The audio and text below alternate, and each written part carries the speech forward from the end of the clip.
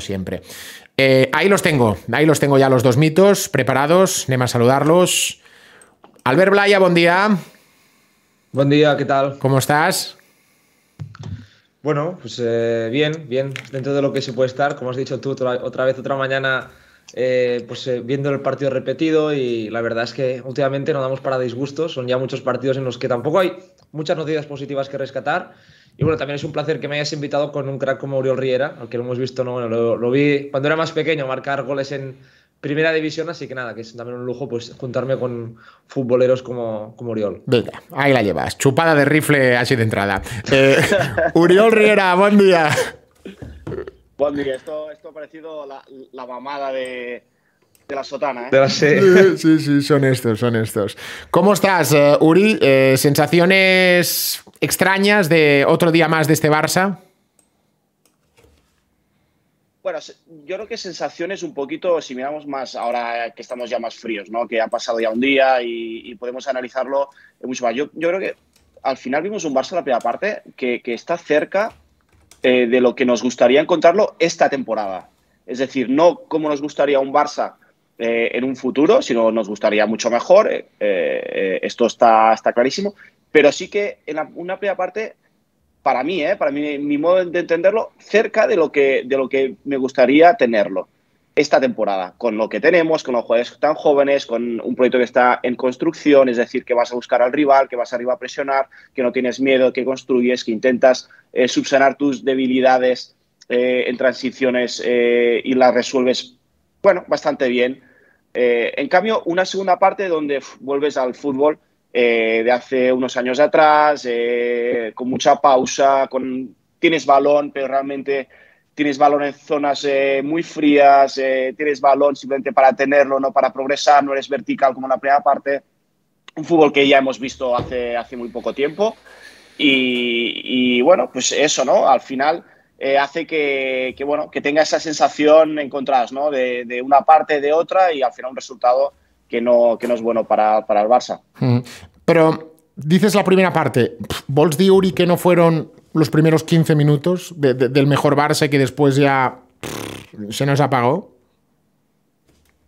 Bueno, pues que el fútbol y las partes, hay muchos partidos y hay muchos ciclos en una primera parte, ¿no? Y tú empezar bien un partido como el Clásico, creo que el Barça lo empezó bien, con la oportunidad de Dest, hubo la de pique de cabeza. Seguramente el partido hubiese sido completamente otro, ¿no? Pero yo creo que lo que cambia el fútbol o el plan de partido que tiene propuesto Koeman es la entrada de Coutinho.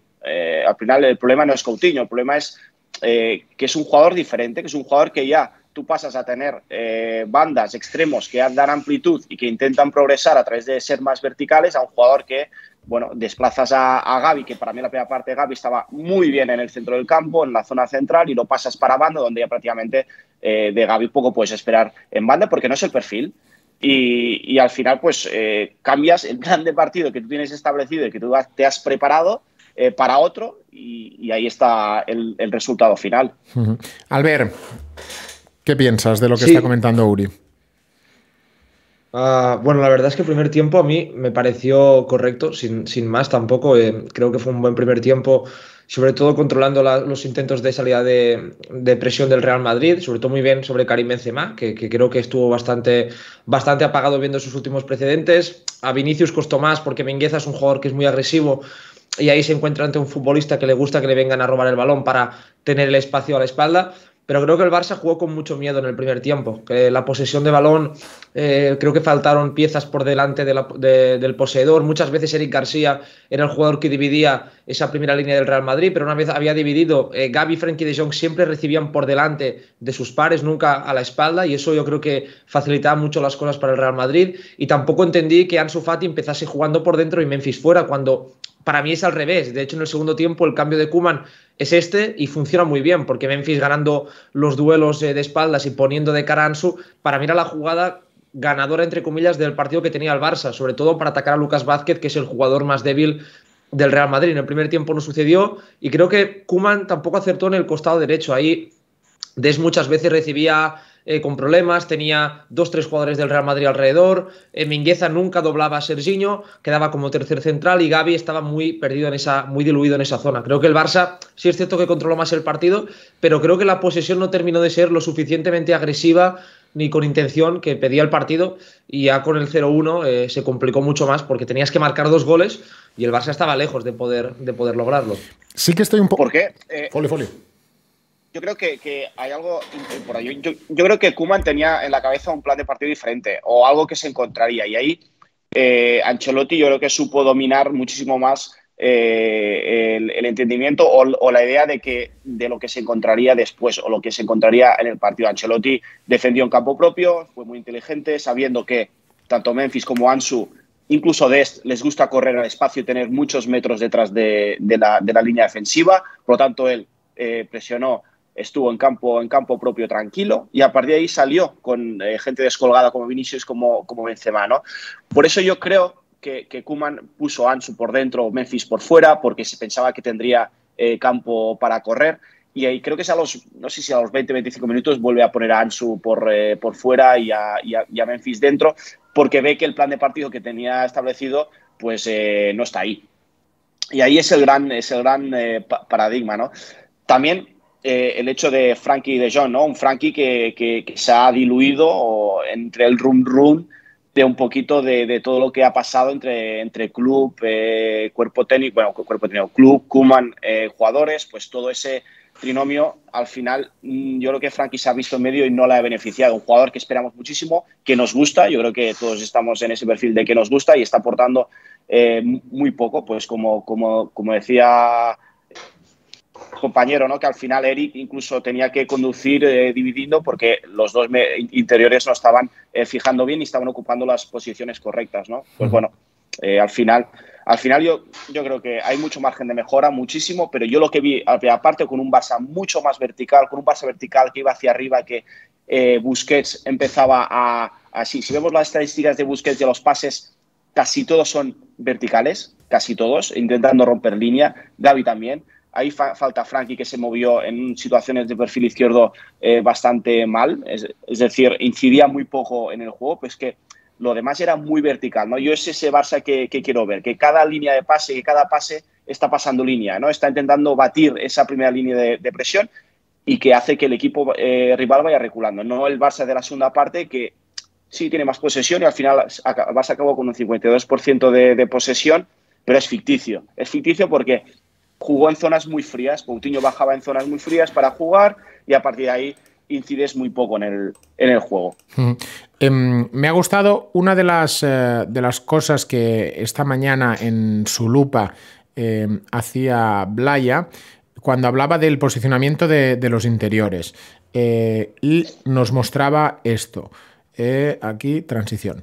Nos mostraba y nos decía: el posicionamiento de los interiores fue realmente malo, todo en el primer tiempo. Eric conduce y no hay referencias entre líneas, todos por delante de sus pares, nula movilidad del espacio, el pan de cada día.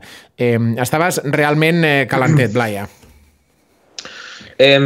Yo creo que el problema ahí, claro, o sea, si nos fijamos, están los tres centrocampistas en paralelo, en la misma altura, ¿no? Busquets fijando y los dos interiores recibiendo por delante, y eso hace que la conducción de Eric García, y cuando lo tenemos con balón, claro, no tiene ningún pasador por delante, solo tiene a Memphis, que está controlado muy bien por los dos centrales, los extremos están abiertos pero sin amenazar el espacio y por lo tanto tampoco sin recepción posible, y ahí esa jugada, creo, si no me acuerdo mal, que estaba viendo el partido antes, el balón llega a Mingueza y Mingueza vuelve a jugar hacia atrás y el balón vuelve a jugar muy lento. Y aquí era una jugada perfecta para, si tú estás bien posicionado y el bloque defensivo rival es tan pasivo, es decir, no va a saltar, te permite avanzar. Si tú estás bien posicionado y haces que el rival dude y metes muchos jugadores en zonas peligrosas, ahí puedes tener una buena posibilidad para intentar atacar al Real Madrid.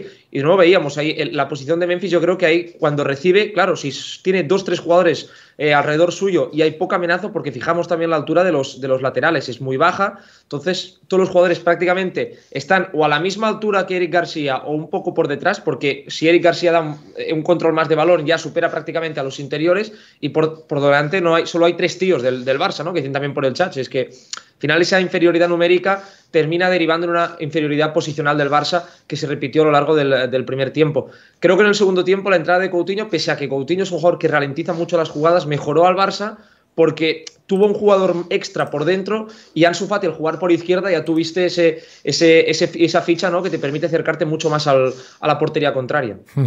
Estaba buscando que hablabas ahí del momento de Coutinho. De hecho, Uri, también es lo que tú decías un poco, ¿no?, de este Frenkie que no acaba de encontrar su sitio. Aparte, creo que ayer cambiaron las posiciones de interiores, ¿no?, porque normalmente Gavi juega por izquierda, Frenkie por derecha. Ayer cambiaron esa posición. A mí me gustó bastante cuando conectaban Memphis, Alba y Gavi por la izquierda los últimos partidos, ¿no? Y ayer, ¿por qué retoca? Porque considera que a lo mejor el Madrid te puede hacer más daño por alguna banda y prefería meter a Gavi o prefería meter a Frenkie.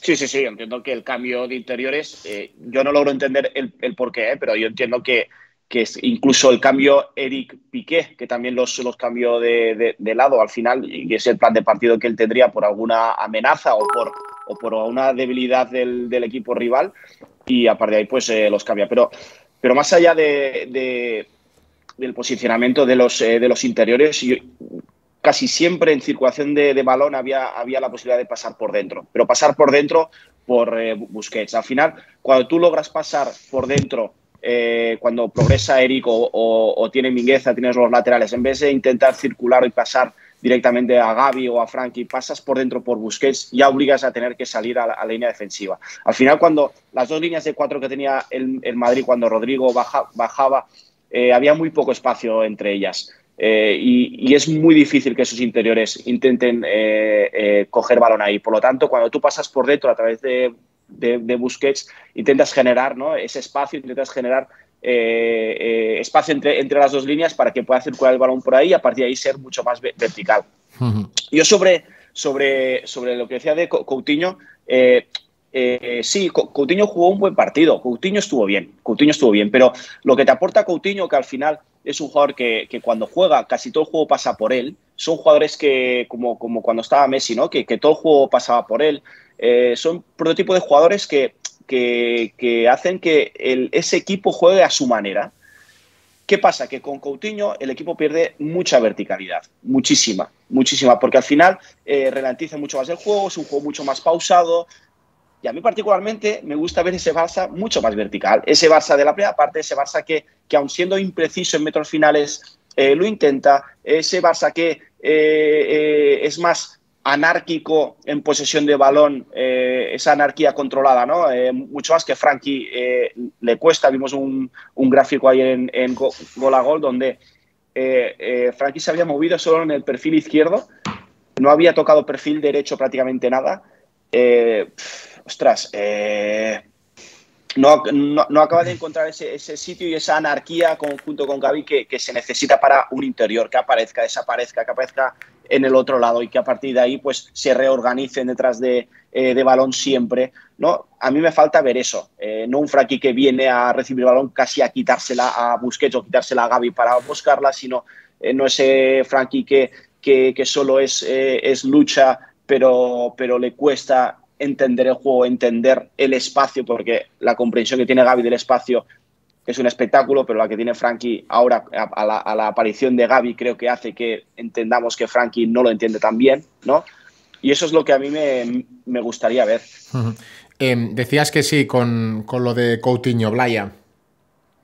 Sí, porque al final es lo que comenta Oriol, ¿no? Que diríamos el juego del Barça se adapta a lo que es Coutinho, porque es un futbolista que además Koeman siempre que le mete cambia el esquema, del 4-3-3 al 4-2-3-1, le entrega la media punta, por lo tanto le da ese peso específico dentro del equipo, y Coutinho es un jugador que pese a que ayer estuvo más o menos acertado en el regate, que estuvo bastante ágil trasladando la pelota, es un futbolista que necesita muchos toques, es un jugador que además me sorprendió que no disparase ni una vez a portería, porque al final Coutinho, si tú le metes, tiene que ser porque también tiene esa amenaza extra desde fuera del área, y si no dispara, pues hombre, te quedas un pelín cojo.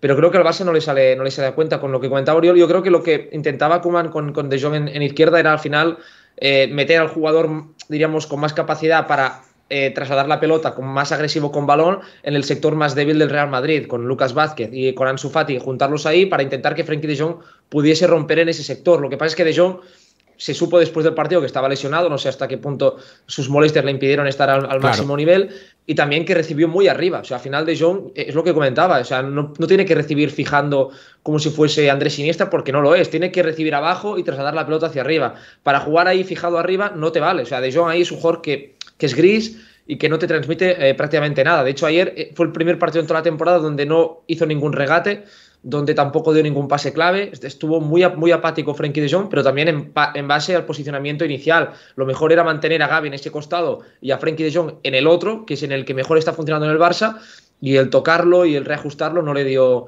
el protagonismo que merecía en el partido, porque para mí, lo iba comentando antes del Clásico, era uno de los futbolistas más importantes para intentar desestabilizar el planteamiento defensivo del Real Madrid, pero Luka Modric fue superior a Frenkie de Jong.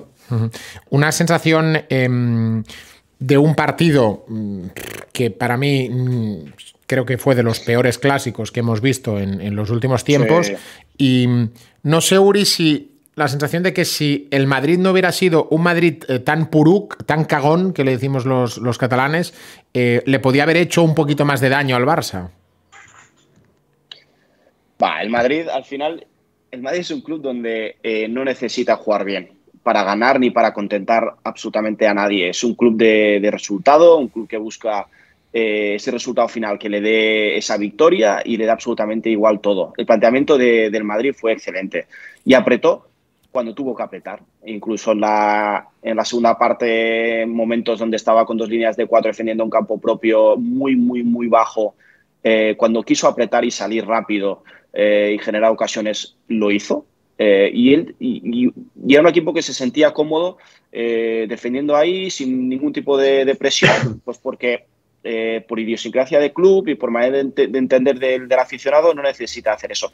Eso en el Barça no puede pasar. Nosotros tenemos que jugar bien, tenemos que intentar agradar, tenemos que intentar realizar las cosas de una manera concreta dentro de las 1000 variables que pueda haber, de una manera concreta para jugar bien, ¿no? Y nosotros no nos podemos permitir absolutamente nada.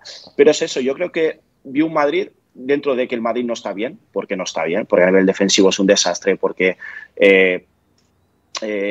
solo vive de lo que construye prácticamente Benzema. No es un buen Madrid tampoco, y se le nota cuando va a Champions, se le nota muchísimo. Aún así apretó cuando quiso apretar, estuvo bien cuando quiso estarlo, cuando no, se replegó con 2 líneas de 4, no tuvo ningún problema, ningún reparo en intentar defender de esa manera y atacar. ¿A ti te sorprendió este Madrid, Blaya, o ya eras una mica lo que te esperabas?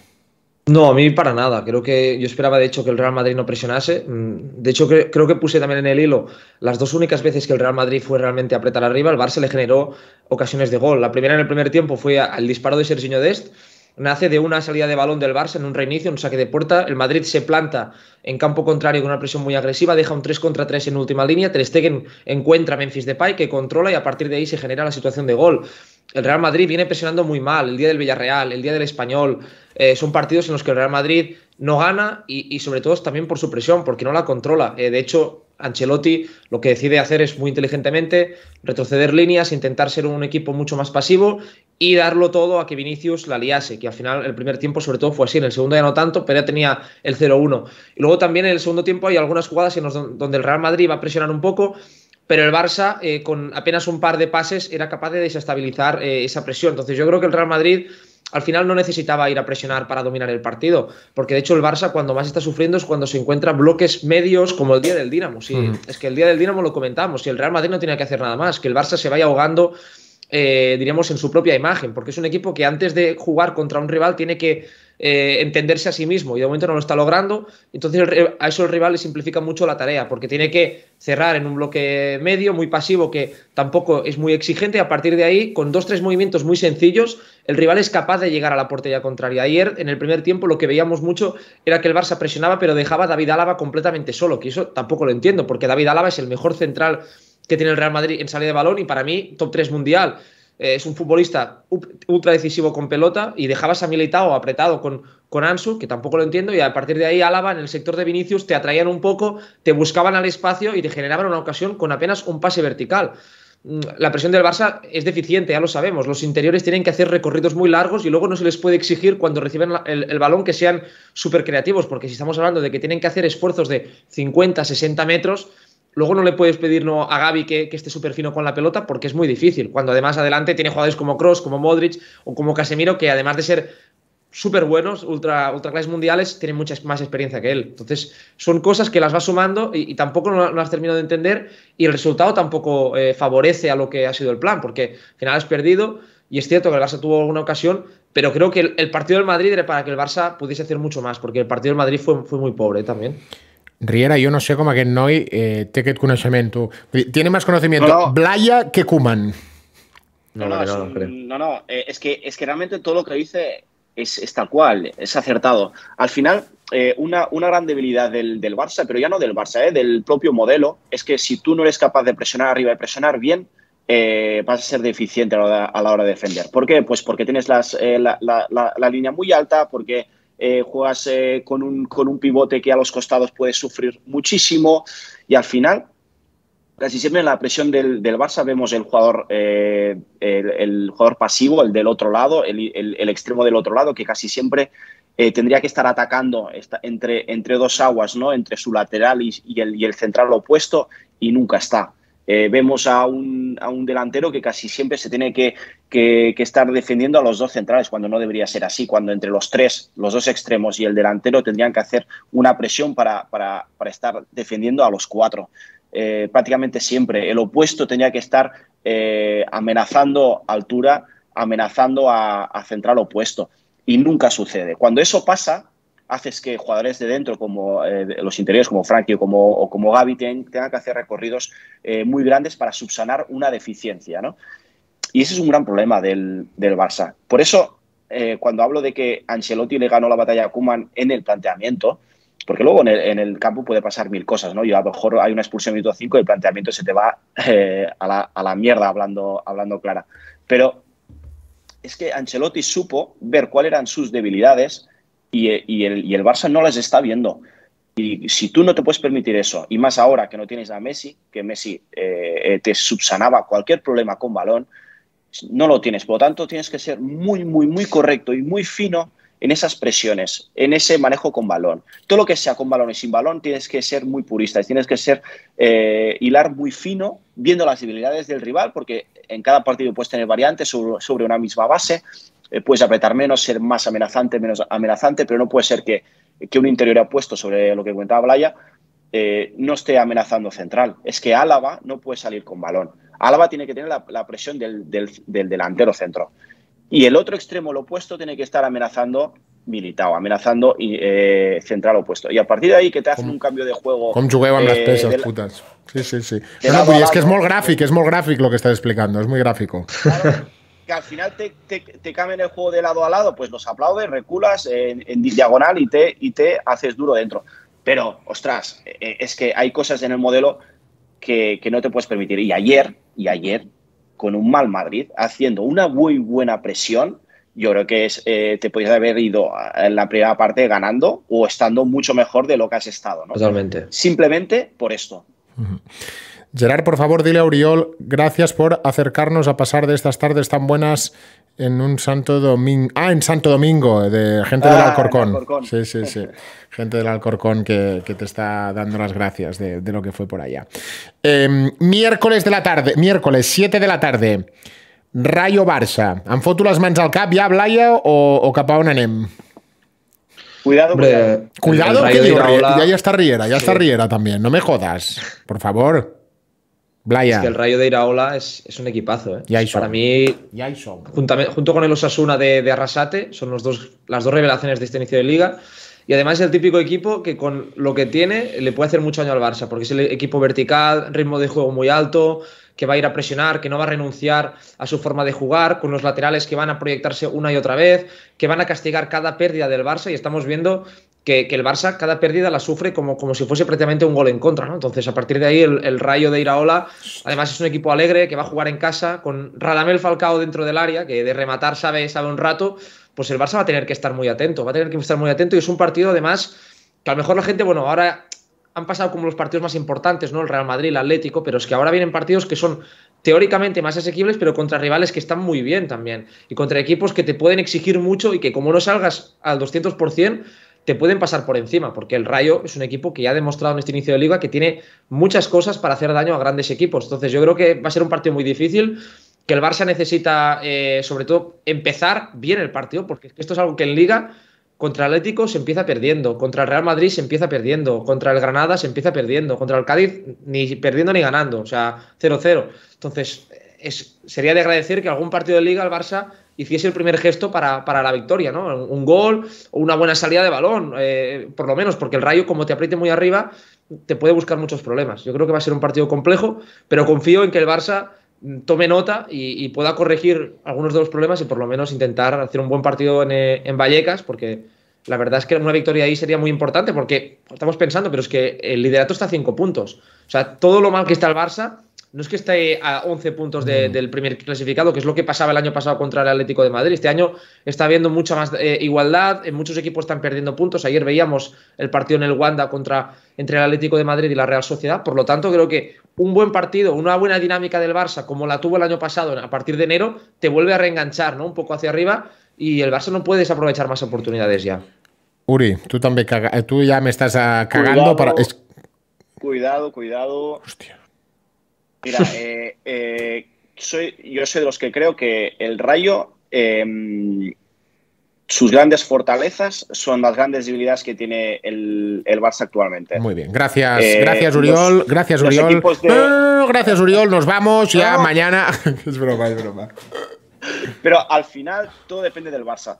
Es decir, ¿qué Barça veremos, ¿no? Veremos un Barça vertical, veremos un Barça queriendo pasar líneas rápido, queriendo con esas conducciones, con esa buena ocupación de los espacios, pero siendo vertical, habiendo mucha ruptura, o veremos, como yo creo que vimos en la primera parte el otro día, o veremos un Barça de la segunda parte. Si vemos un Barça de la segunda parte que tiene una posesión estéril, que tiene una posesión en zonas muy frías, cuando yo llamo frías es que juegan zonas muy cómodas, veremos un Rayo que saldrá a la contra con los bichos arriba y que son muy peligrosos. Los equipos de Andoni ya lo hacía el año pasado en segunda y ahora en primera también. Son equipos que a nivel defensivo son fuertes, intentan defender bien, sobre todo con mucho esfuerzo, mucha intensidad. Y a partir de ahí salen como auténticos animales hacia arriba. Con Randy Enteca, que tiene mucho poder físico, zurdo, que tiene habilidad, que al final te genera muchas situaciones de estrés. Y con Vallecas al 100%, que eso aprieta también y que es un campo que siempre es difícil, porque ya no por el aficionado, sino es que las dimensiones son pequeñas y la sensación de tenerlos muy cerca hace que a veces, ¿no?, a nivel mental el campo se haga más pequeño de lo que realmente es. Será un partido que si vemos un Barça dubitativo, tendremos problemas. Si vemos un Barça con ganas de ganar desde el minuto 1, de ir hacia arriba, de intentar jugar pasando líneas, siendo vertical, podemos sacar un buen resultado. Dice Salva García, dice el Rayo en casa no ha perdido ni un partido, lleva 4 de 4, mucho ojito con los de Iraola, que todo lo que hacen en el campo es con un fin y un sentido. A mí me flipa verlos. Bueno, pues esta es la realidad que tenemos, que estamos ante un Rayo Barça que en condiciones normales sería un partido, que nadie se me enfade, pero asequible para el Barça, y tenemos que ir a Vallecas con el cagómetro activado porque está en un equipo en una dinámica buenísima, porque tiene un entrenador que tiene muy claro cómo debe jugar su equipo, y nosotros pues hasta 2 horas antes no sabremos si vamos a jugar con 3 atrás, sin 4, si va a tocar la flauta o si va a tocar el flautín. Es que no calentis, Riera, no calentis porque acabamos de hablar con Pimienta y Pimienta o Adit, porque yo al final es la sensación de que la gente ahí, Uri, Albert, ayer en el Camp Nou, y tú, Albert, estuviste en el Camp Nou, había resignación, no había ni enfado, había de decir, tenemos lo que tenemos, y no pitaba nadie, ni nadie se manifestó en contra de lo que estaba pasando, Albert. También se tiene que decir que había mucho seguidor madridista en el campo, o sea, por todo lo que está sucediendo con la gestión de los asientos, del aforamiento, había mucho seguidor madridista por todo el campo, y eso yo creo que también apaciaba un poco los ánimos, porque yo, de hecho, estaba en una zona donde cuando marcó Álava, vi a muchísima gente saltar alrededor. Entonces, eso es algo que no es muy normal en los clásicos, porque normalmente hay mucho más socio del Barça, obviamente, como tiene que ser, ¿no? Pero ayer yo creo que eso lo que dificultaba también era que el público pudiese expresarse. Y al final, como el partido estuvo ahí con el 0-1, o sea, si fuera el 0-2 a llegar en el minuto 60, yo creo que la gente sí hubiera tenido la mosca detrás de la oreja. Pero como iba el 0-1, veías la posibilidad del empate, entonces yo creo que la gente esperó y el 0-2 ya llegó muy al final. También eso yo creo que fue un punto importante para que el aficionado aplaudiese o animase durante todo el partido. Bueno, vamos a ver. Uri, si no, tú, como lo tienes bastante claro, pues podemos llamar a Laporte, podemos hacer un tándem, Riera-Blaya, y que hagáis de interino. Si Xavi no puede llegar de forma inmediata, os ponéis los dos y algo mejor arreglaremos el tema. Dentro de la dificultad del momento, a mí me apasiona y veo muchas cosas positivas. Porque al final, Koeman esté o no hasta el final de Liga, yo entiendo que va a haber un proyecto nuevo el próximo año. Lo haremos con gente muy joven, con gente de la casa, con gente que lleva muchos años aquí, que entiende el modelo y entiende cuando hay una persona enfrente pues que entienda el modelo y que quiera ir hacia arriba.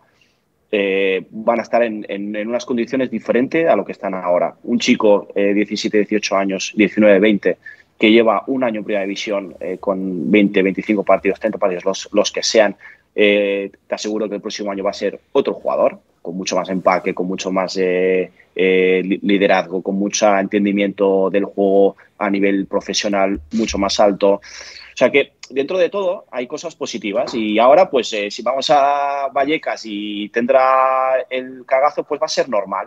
Pues ha habido otras épocas así también, no es la primera época. El problema de eso es cuando queremos hacer cosas que no van bien para el club o para el modelo. En eso me refiero a cuando nosotros empezamos gol a gol, hacemos el pre una hora antes del partido y no sabemos lo que nos vamos a encontrar. Que las alineaciones, incluso 2 horas antes, el otro día, si falta Alba, ¿qué? ¿Pasaremos a línea de 5? En vez de decir, falta Alba, pues otro lateral izquierdo para allá y seguimos con nuestro modelo, seguimos con nuestra idea, ¿no? Esa incertidumbre y ese cambio muchas veces, ¿no?, de estructuras para la comprensión del propio jugador es muy difícil. Muy difícil. Pues ¿por qué? Pues porque llevas mucho tiempo acostumbrado a una estructura concreta que dentro de la estructura cada jugador le da su variante, le da su manera, ¿no? Sus inputs, que seguramente serán diferentes si juegas con Frenkie de Jong o si juegas con Gavi, pues son perfiles completamente diferentes, pero dentro de una misma estructura. Pero claro, cuando vas cambiando estructuras, aparte de al aficionado, a los periodistas, a los tertulianos, nos tiene locos, al jugador también. Y por supuesto que al final no acabas de encontrar tus espacios ni tu sitio porque las estructuras van cambiando. Y si incluso dentro de un mismo partido, que eso, por ejemplo, el Bayern de Nagelsmann lo hace mucho, va cambiando mucho de estructuras, pero entiendo que estará muy trabajado. Cuando tú pones estructuras que no has trabajado o que esos jugadores no están acostumbrados a trabajar con ellas, pues pasas de una primera parte con una estructura a una segunda parte con otra estructura, pues claro, por supuesto que hay confusiones y que es mucho más difícil adaptarse completamente a todo eso. Por lo tanto, estamos en un momento de transición completo. Ahora sí que estamos en un momento de transición. Otros años que se ha hablado de transición, yo creo que ahora sí. Y lo hacemos con gente muy joven, acompañados de gente muy joven, de gente muy buena. Nos olvidamos muchas veces que en el medio campo tenemos un chico que se llama Nico y que es espectacular. Pues eso es el futuro que yo veo y esas son las cosas positivas que hay que sacar por el fútbol. Romero, hay que sacar siempre las cosas positivas, ¿eh? Aunque haya la negatividad actual, siempre hay cosas. En el fútbol y en la vida, porque bastantes desgracias hay.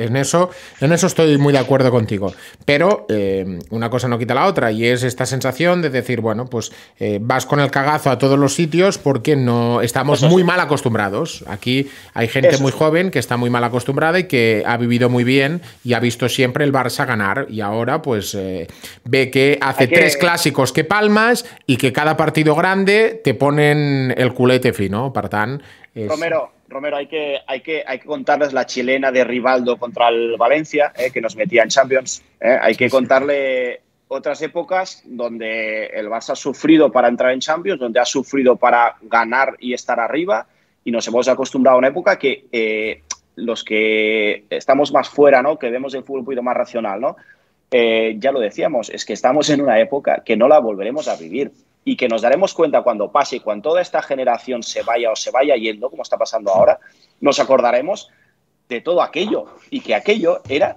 espectacular, que no volverá a pasar. Olvidaros, no hay más. Hay que volver a construir algo, y que seguramente lo que construyamos no llegará a ser lo que se ha visto. Olvidaros. Pero podremos decir que lo vivimos, y por lo tanto eso sí, nos tenemos que quedar con eso. Y aquí, el que tienes aquí arriba, que es Blaya, es el ejemplo. Es un tío que es tan joven, que todo ha vivido flors i violes, i que... Todo bueno. Clar, puta, has viscut molt bé, i ara toca menjar merda, ara toca menjar una mica de merda. Has triat mal moment, ¿no? Y, vull dir, tenías que haber nacido un poquito antes para vivir lo bueno y lo malo, ¿sabes? Porque ahora te viene lo malo. Bueno, no pasa res. No, di que sí que has podido disfrutar de el mejor Barça de la historia. Cuando era pequeño me dijo mi padre que yo le decía siempre que quería ser del Madrid porque ganaban todo. O sea que, imagínate. Imagina't. Això és gravíssim, ¿no? La revelació d'Albert Blaya a les 13:55, ¿no? Que le dijo a su papá que quería ser del Madrid, el sinvergüenza. Y así está, siendo el analista de referencia del Barça en Twitch y en los canales. Riera Blaya, un plaer, de veritat, moltíssimes gràcies. Va, un placer a todos. Un abrazo. Una abraçada, moltes gràcies.